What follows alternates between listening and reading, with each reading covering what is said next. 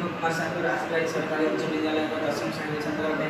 आज मुझे आपको एक भिन्न प्रकार प्रकल्प नहीं आसी जहाँ नाम डिटेक्शन सिस्टम निजे नाट्य यहाँ आसिक देखा प्रकल्प प्रस्तुति प्रकल्प में दुईट पार्श नहीं प्रथम वर्ष को ट्रांसमीटर और द्वितीय वर्ष को रिसीवर पर नहीं ट्रांसमीटर उपकरण गुड़िक हूँ माइक वॉइस कंपैरेटर और एनकोडर एवं रिसीवर साइड उपकरण गुड़िक हूँ डिकोडर माइक्रो कंट्रोलर और गोटे छोट स्विच और एलसीडी स्क्रीन एवं देख आसत देखा उपकरण गुड़िकर कौन उपादेयता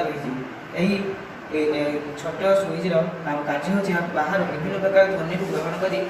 कंपैरेटर पाखक पठाइब यही कंपैरेटर कार्य हूँ विभिन्न प्रकार शब्द मध्य केवल काश को चिन्हट कर एनकोडर पाखक पठाइब यही एनकोडर कार्य हूँ यह काश को इलेक्ट्रोनिक सिग्नल परिणत कर डिकोडर पाखक पठाइब डिकोडर कार्य हूँ यह इलेक्ट्रोनिक सिग्नल को डिजिटल सिग्नल परिणत कर माइक्रो कंट्रोलर पाखक पठाइब यही माइक्रो कंट्रोलर यह विभिन्न सांकेतिक भाषा एलसीडी स्क्रीन में दर्शाइब यहीपरि भाव में मोर प्रकल्प प्रस्तुत करें आसत देखा मोर प्रकल्प किपर कार्य करें मुझे एठार एक काशर नमूना प्रदर्शित कर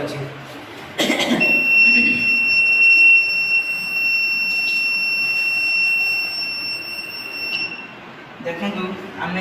देखु व्यक्ति जनक काशा मात्रे एक प्रकार ध्वनि सृष्टि एलसीडी स्क्रीन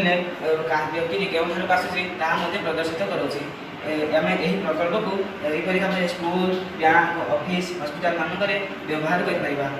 माइक को मुझे केवल एठारे प्रदर्शित प्रकल्प देखा प्रस्तुत करूँ आम जनगहली स्थान मानक माइक को जनगहली स्थान मानक माइक बदल में आम सेंसर को यूज कर यहीपरि भाव में आम यही प्रकल्प विभिन्न उपकार पाइपर।